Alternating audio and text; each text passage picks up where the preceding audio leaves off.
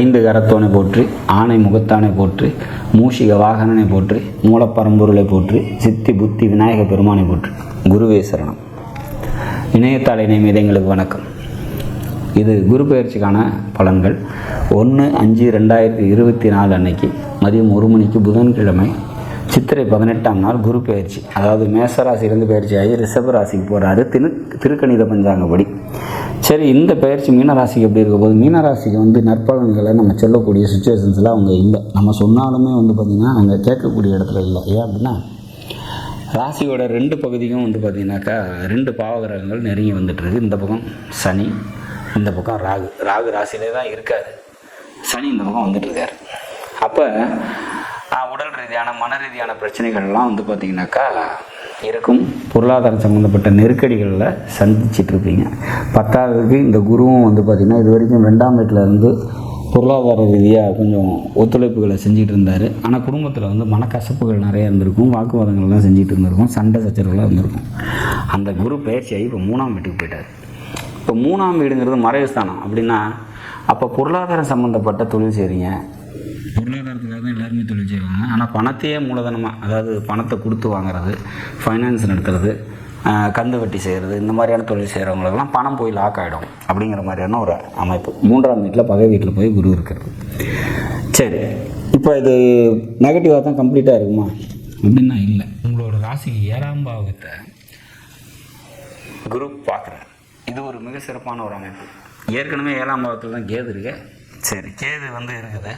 அப்போ கேதுனால என்ன நடக்குது அப்படின்னா ரொம்ப நல்லவங்களாம் நடந்துப்பாங்க எல்லாருமே. நம்ம ஒன்று செஞ்சோம்னா அதுக்கு நேர் ஆப்போசிட்டாக எல்லாத்தையும் செஞ்சு ரொம்ப நியாயமாக நடந்துக்குவாங்க. நம்ம மனசு நோகிற அளவுக்கு இந்த சமுதாயம் நடந்துக்கும் உங்கள்கிட்ட அப்படிங்கிற மாதிரியான சுச்சுவேஷன்ஸ் தான் 7ல் இருக்கக்கூடிய கேது. அதை மாற்றக்கூடிய வகையில் பார்த்திங்கனாக்கா இந்த பயிற்சி, இந்த குரு பயிற்சி பார்த்திங்கனாக்கா இருக்கும்.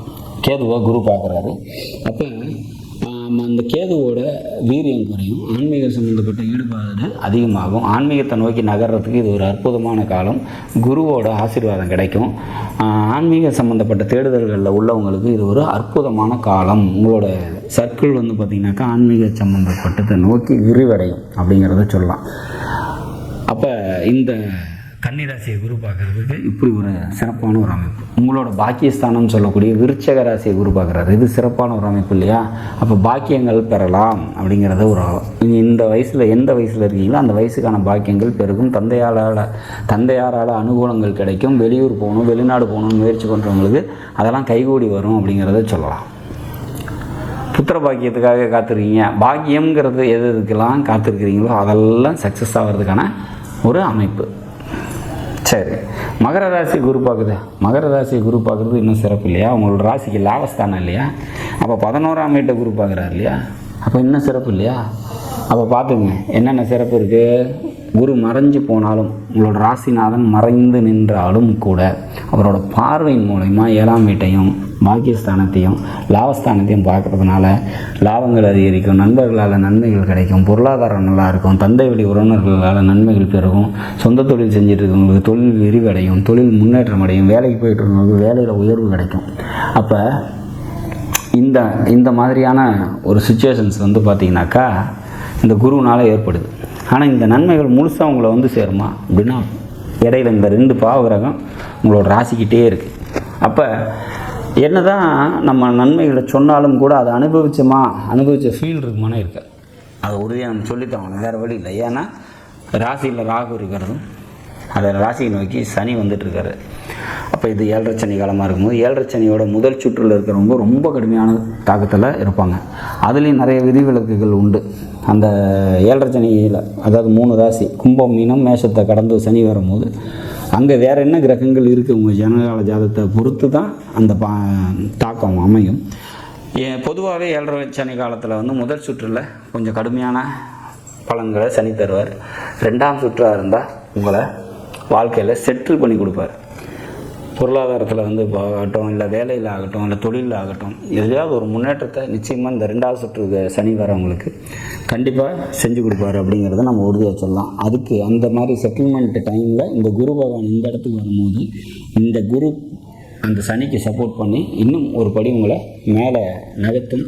உங்களோட லட்சியம் என்னவோ அதை நோக்கி ஓடுங்க. அதை வந்து இந்த குரு பயிற்சி வந்து கண்டிப்பாக உறுதியாக வந்து உங்களுக்கு வழங்கும்.